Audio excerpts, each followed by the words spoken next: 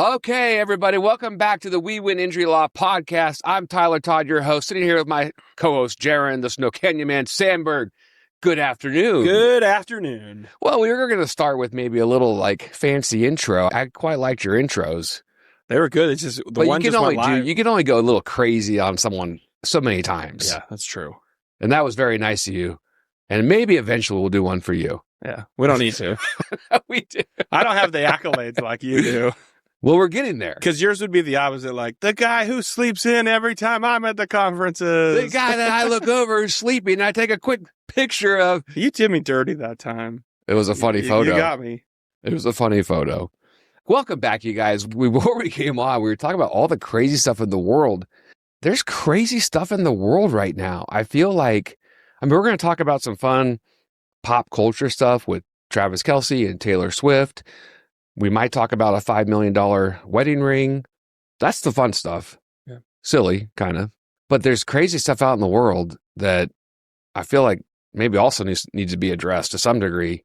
The stabbing of the Ukrainian model, or I don't know if she's a model, but woman in Charlotte, and that everyone's up in arms. It's either it's being talked about or it's not being talked about. I don't know, but it's crazy. A bicycle accident that just happened today. And what I thought was interesting, I was asking our producer off camera I remember what she said. I asked her who was at fault. She said, you didn't see it. That's right. Because I'd be interested in perspective on who's at fault. Because as we post a lot of stuff on this channel, on this podcast, and thank you for listening or watching or subscribing wherever you watch your podcast or listen to podcast. There's so many different perspectives out in the world about who's right, who's wrong. We did the podcast on Cardi B, and then all the different comments about whether Cardi B actually did it or she didn't do it, and why there were, sides being drawn.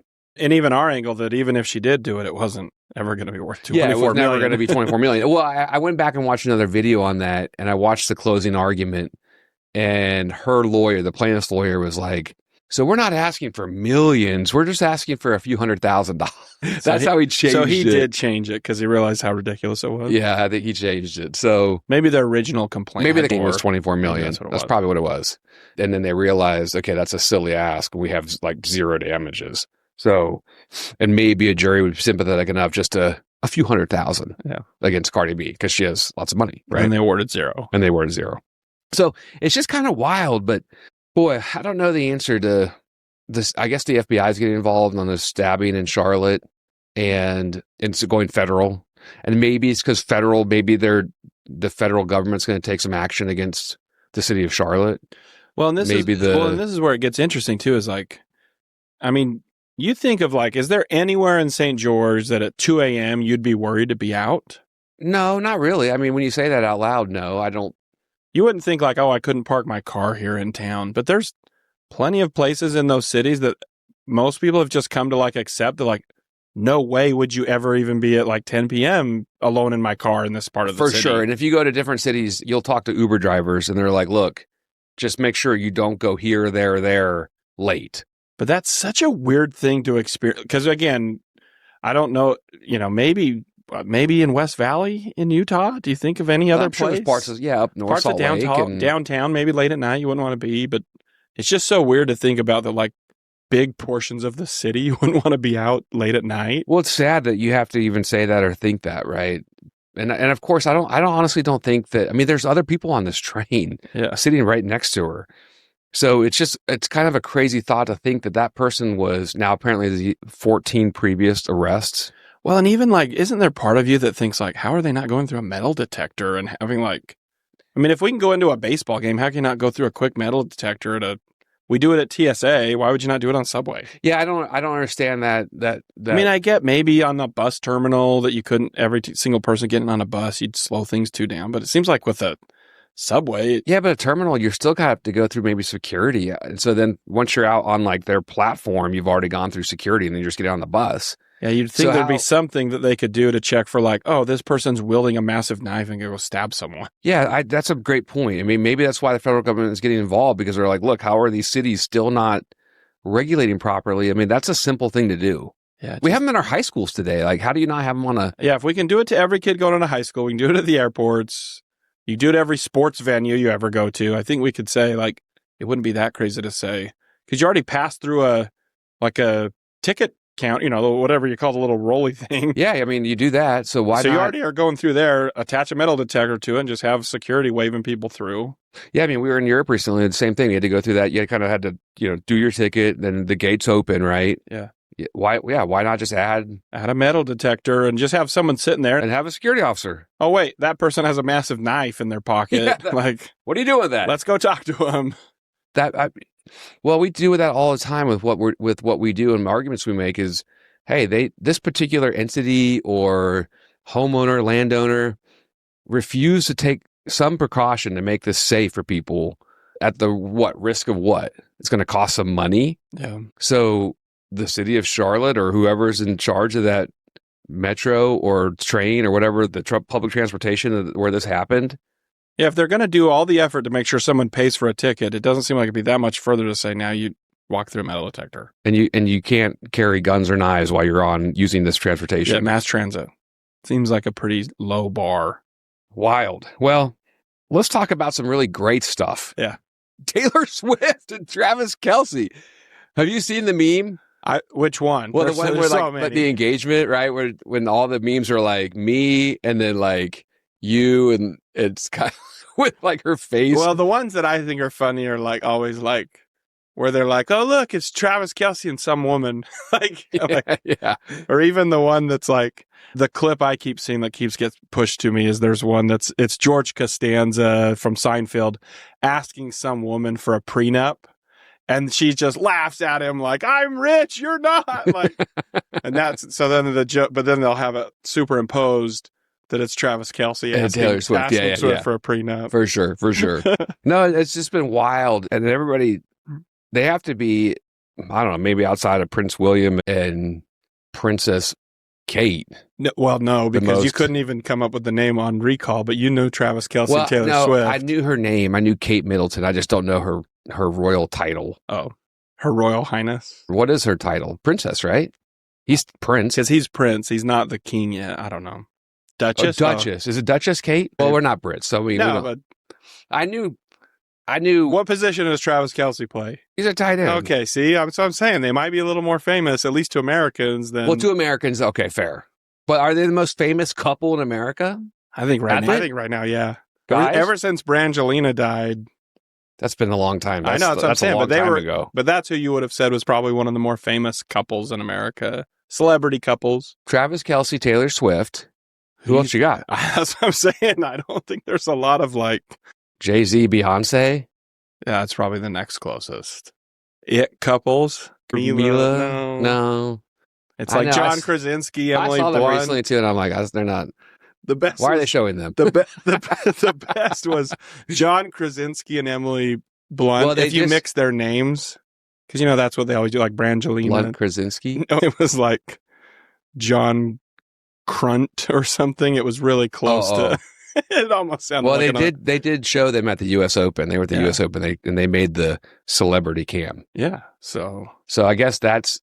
Okay, but I think landslide, Travis Kelce, Taylor Swift, landslide. I was going to say, that's the only one I can think of right now. But Bieber and Haley, Justin and Haley, maybe? No. I couldn't tell you one thing about her. No. But I can tell you a lot about Taylor Swift and Travis Kelce. Anyone else? The House people? No. On House Hunters? I don't even know his name. See, producers can't come up with a better one either. Yep, we got nothing. Taylor. Wait, so does that make them more popular and like amazing, or like by default they're just like the most popular? But I think they're, at least for right now in the moment, news cycles work, but right now they're the hottest. For the foreseeable future, they're the hottest item. And before that, it was probably Jason and Travis. Yeah, they've been the couple, brothers. The brothers. Yeah, they're a pair, but not a... I don't know. There's some good brother duos like Peyton and Eli. They're all right. I mean, I guess. For Monday Night Football, they're a fun one. All right, Travis and Taylor. But this is something that's super interesting. $331 million between the two of them. No, sorry, not between the two of them. That Taylor Swift alone in brand value for the Kansas City Chiefs and NFL since publicly dating Travis Kelce.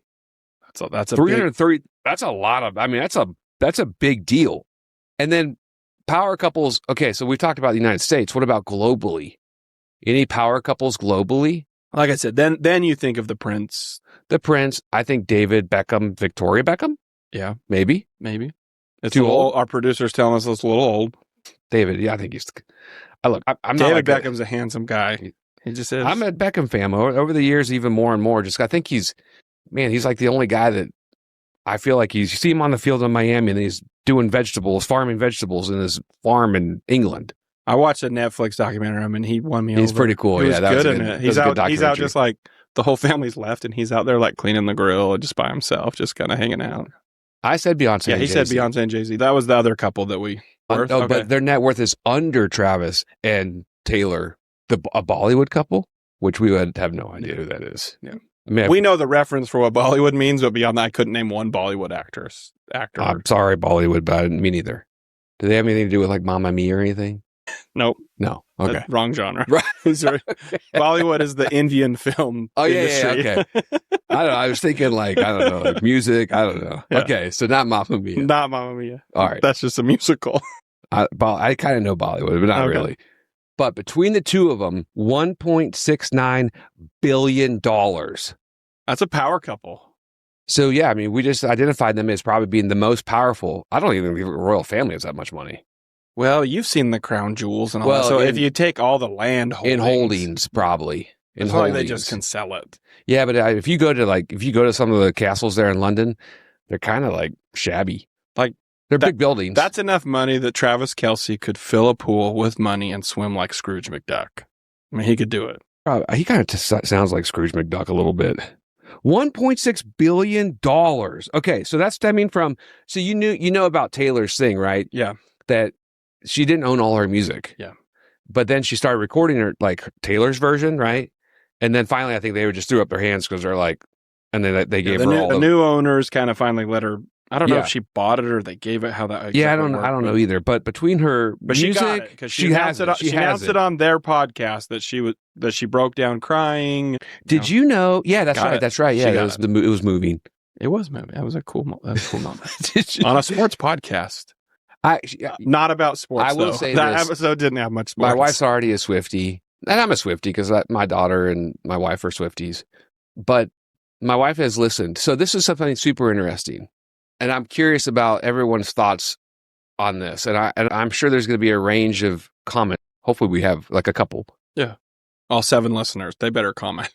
So if it's generated that type of brand value. Right, the Taylor Travis, since they've been dating for the NFL, Kansas City Chiefs, probably the local economies. We'll talk about that too. Do you believe they're in love, or is this strategic? Watching that podcast, which their podcast feels very kind of raw, and it's just the guys that, it doesn't look like they're in this massive studio. They almost look like they're shooting it from their house, right? Like just with a webcam. That at least made me more convince me that this wasn't like a media driven or anything. They looked like he was fawning over her and she was fawning over him. My wife sold. Yeah, it sold me. Yeah.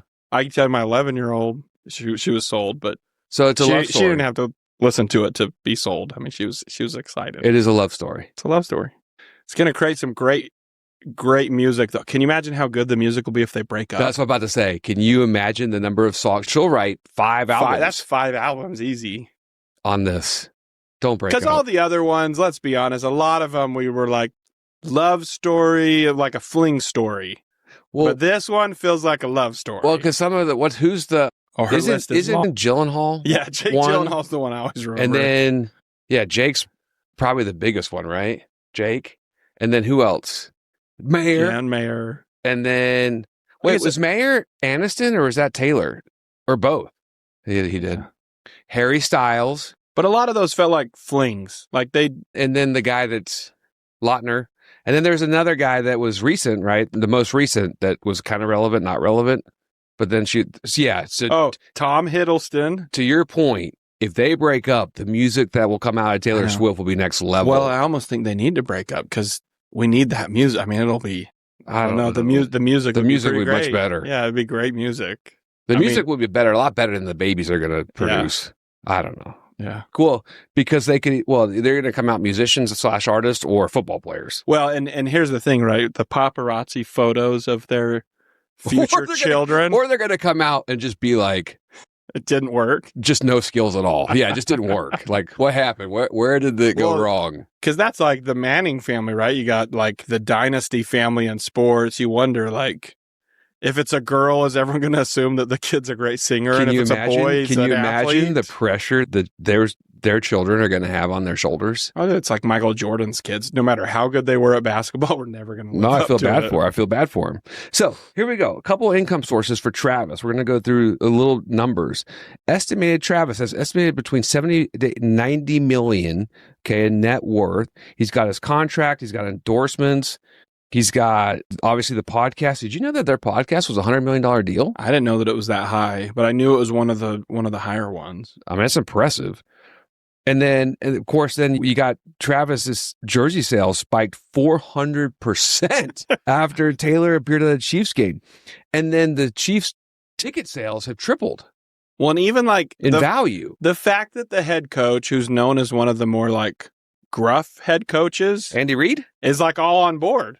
He loves it. Well, I think he kind of enjoys the the media asked him about it. I thought he would be like, let's talk football. No, he's kind of been like cool about it. They love it. And I think he kind of sees himself as a little bit of a father figure to Travis. Yeah, I think into all of them. I think that's kind of what makes him endearing. Yeah.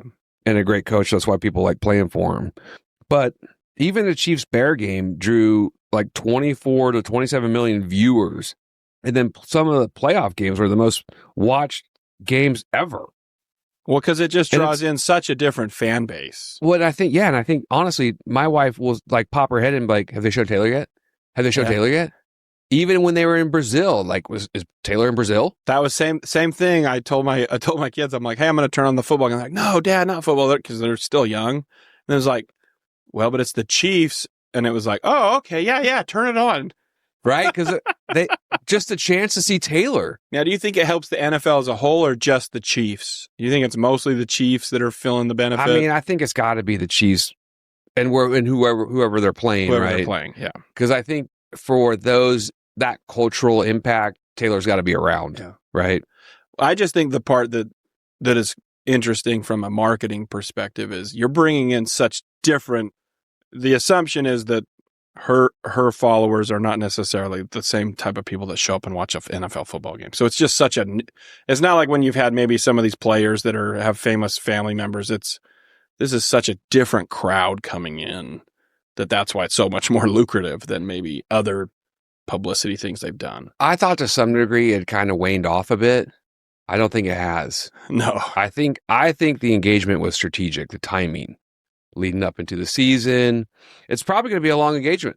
Well, and how many more years do you think he's got left in him? Because I feel like he's already taken a step. I mean, I don't think he's as good as he once was. We had a nice touchdown the other night. I know, but what do you think? Do you think he's as... Because they're like... Oh, he's clearly near the end of his career, for sure. I don't feel like... There was some pretty explosive plays over the years where I didn't feel like last season especially I saw as many of those. Right. Well, but I don't... Is it timing? Do you think they're doing this strategically?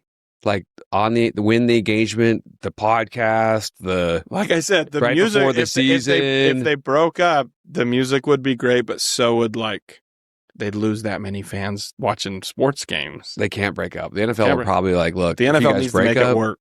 You guys just need to keep it going. Yeah.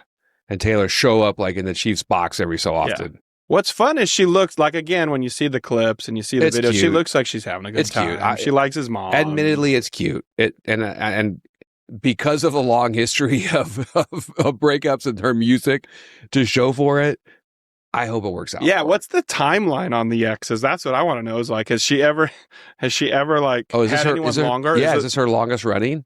I don't know. But why is this relevant? Why are a couple injury lawyers talking about Taylor Swift and Travis Kelce? One, it's fun, it's pop culture, it is what it is, and we talk about it in our own homes all the time. But it's important because it kind of highlights just the value of brand. Yeah. Right? It highlights the value of how the needle is actually moved with that type of influence. right? The NFL doesn't get moved by very other outside extrinsic factors, right? Or brands even. But the NFL is not stupid. And Roger Goodell and everybody involved is probably like, how do we get Taylor more involved, right? So why is that relevant to what we do on the daily basis? Because it's so important to have an injury lawyer with you when you have a claim against the insurance company, because the insurance companies know whether your lawyer has any sort of move the needle type of influence. Yeah. Well, and I'll say that probably sometimes the better the branding, that they feel more like a marketing firm, probably hurts them to some degree. To some degree, and maybe because... And again, some of that's track record, but... It's track record, and I'm sure it's probably because they probably have a file of like, what is that lawyer, what has that firm done? Yeah. Right? How many claims have they filed? How many trials have they done? What's their track record in resolution? What's their track record in value? Are they even injury lawyers? Yeah. Right? Do they do other things? And does their firm do other things? How vested are they in this process? And we did this recently with a defense attorney, remember, that was filming all of the depositions, and we looked him up, and like all of his stuff is like family law and all these other things, and we're like, what are they doing? Yeah, because instantly it kind of like... I think it emboldened us to some degree, like, this guy doesn't know what he's doing. Right.